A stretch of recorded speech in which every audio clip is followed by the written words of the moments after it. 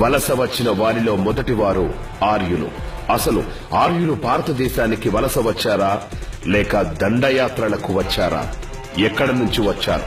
వారి భాష, సంస్కృతి ఏంటి? మన చరిత్రలో వేదకాలం ఏంటి?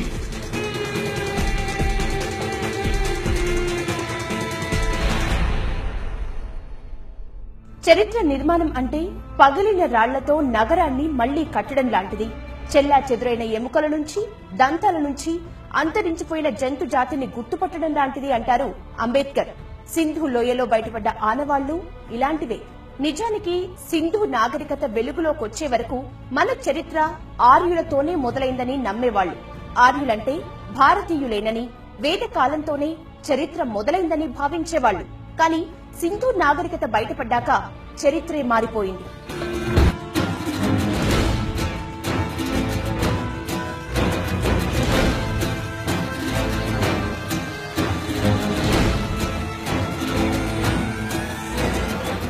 వేదకాలంలోనే మన చరిత్ర మొదలైందన్న తప్పుడు అభిప్రాయం చాలా కాలం కొనసాగింది. కానీ అది తప్పని సింధు నాగరికత నిరూపించింది. దీంతో ఈ వాదనకు తెరపడింది. ఇంతకీ వేదకాలం ఎప్పుడు మొదలైంది, అప్పుడు ఎవరున్నారు అన్న విషయాలపై సరైన సమాచారం లేదు. ఇప్పటి వరకు దొరికిన ఆనవాళ్లను బట్టి ఆర్యులు మన దేశానికి వలస వచ్చారనే చరిత్రకారులు తేల్చారు.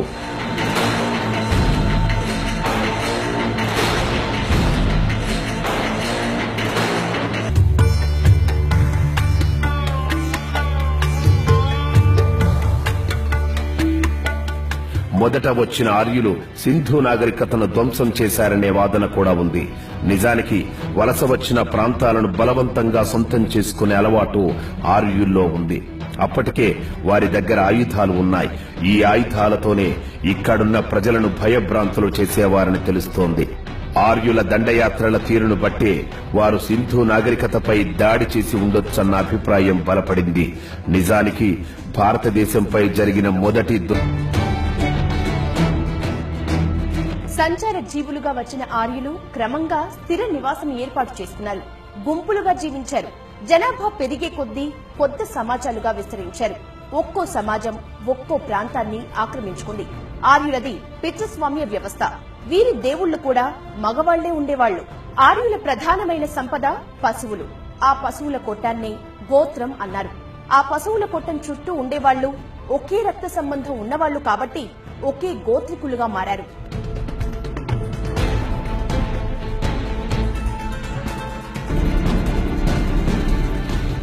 ఆర్యులు మధ్య ఆసియా నుంచి వలస వెళ్లిన అన్ని తెగలు దురాక్రమణదారులే అంటున్నారు చరిత్రకారులు.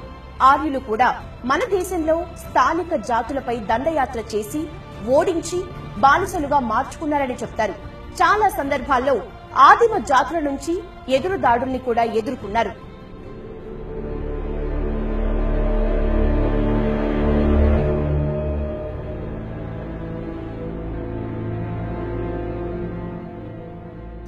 ఆర్యులకు ముందు భారత భూభాగంలో నివసిస్తున్న వారిని ఋగ్వేదం దాసులని, దాస్యులని వర్ణించారు.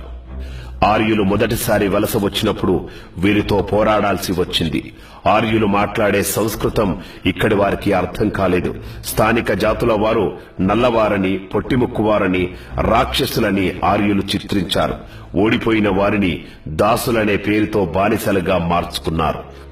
అందుకే ఋగ్వేదంలో ఆర్యేతర తెగల యుద్ధాల ప్రస్తావన ఎక్కువగా కనిపిస్తుంది. ఆర్యేతర తెగల నాయకులను ఇంద్రుడు చంపినట్టుగా వర్ణ వ్యవస్థకు మూలాలు ఋగ్వేదంలోని పురుష సూక్తంలో కనిపిస్తున్నాయి. బ్రాహ్మణో అస్య ముఖమాసిత్ బహురాజన్యకృత అని ఋగ్వేదంలో ఉంది. అంటే బ్రహ్మ ముఖం నుంచి బ్రాహ్మణులు, చేతుల నుంచి క్షత్రియులు, గురువుల నుంచి వైశ్యులు, ఇక పాదాల నుంచి శూద్రులు పుట్టారని అర్థం. దీన్ని బట్టి ఋగ్వేద కాలంలోనే వర్ణ వ్యవస్థ ఏర్పడిందని తెలుస్తోంది. అప్పటి నుంచి మన దేశంలో కులం ప్రధాన పాత్ర పోషిస్తోంది.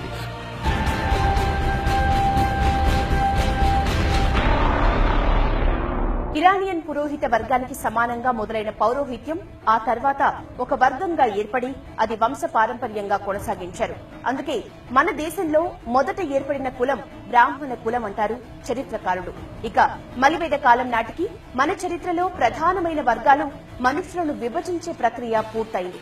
బ్రాహ్మణ, క్షత్రియ, వైశ్య, శూద్ర అని 4 వర్గాలుగా విభజన అభివృద్ధి చెందినట్లు యజుర్వేదంలో కనిపిస్తుంది. నిజానికి వేదాలలో కులం ప్రస్తావన ఎక్కడా లేదని ఆ శ్లోకాలు తరువాత జత చేశారనే వాదన కూడా వినిపిస్తోంది.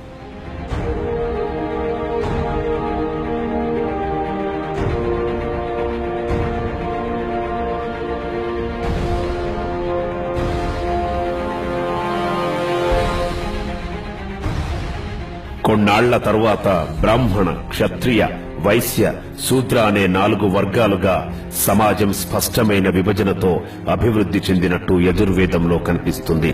కానీ వీరి మధ్య అంతర్గత పోరు మొదలవడంతో బ్రాహ్మణుల సాయంతో క్షత్రియులు వైశ్య శూద్రులను అదుపు చేశారు. సంస్కృతాన్నే వాడారు. అది స్థానిక జాతులకు కొత్త భాష కావడంతో వారికి అర్థం కాలేదు. దీంతో యాగాలలో ఏం చేస్తున్నారన్నది వారికి తెలియకుండా ఉండిపోయింది. ఆర్యులు వారితో కలిసి వచ్చిన గిరిజన జాతులను వారితో కలుపుకున్నారు. ఎదురు తిరిగిన వాళ్లతో మాత్రం యుద్ధం చేస్తూ వచ్చారు.